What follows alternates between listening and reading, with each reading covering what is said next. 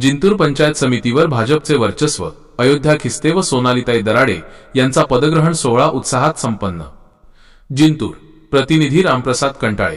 तालुक्यातील राजकारणाचे केंद्र असलेल्या जिंतूर पंचायत समितीच्या सभापती व उपसभापतींचा पदग्रहण सोहळा मंगळवारी दि. 17 अत्यंत उत्साही वातावरणात पार पडला.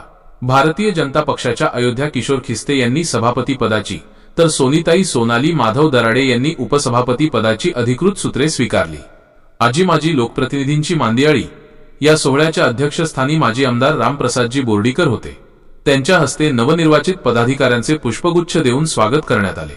पदभार स्वीकारल्यानंतर बोलताना बोर्डीकर यांनी तालुक्याच्या विकासासाठी आणि सर्वसामान्यांचे प्रश्न सोडवण्यासाठी हे नवे नेतृत्व कंबर कसेल असा विश्वास व्यक्त केला.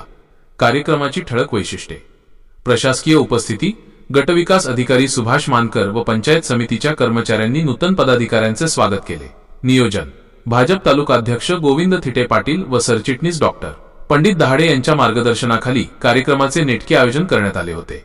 उपस्थित मान्यवर या प्रसंगी जिल्हा परिषद सदस्य रोहित चव्हाण, नगराध्यक्ष सचिन गोरे, डॉक्टर देवराव कराळे, भगवानदादा वटाणे, प्रतापराव देशमुख, गट नेते डॉक्टर पंडितराव दराडे, नानासाहेब राऊत, प्रसादराव बुधवंत, सारिकाताई बर्वे, शोभाताई गावडे, वैष्णवी कुलकर्णी, अशोक बुधवंत, बालाजी सांगळे, भास्कर थिटे, माधव दराडे, रवी घुगे, गजानन वराड, विकास जाधव, कैलास खंदारे यांसह अनेक सरपंच आणि कार्यकर्ते मोठ्या संख्येने उपस्थित होते.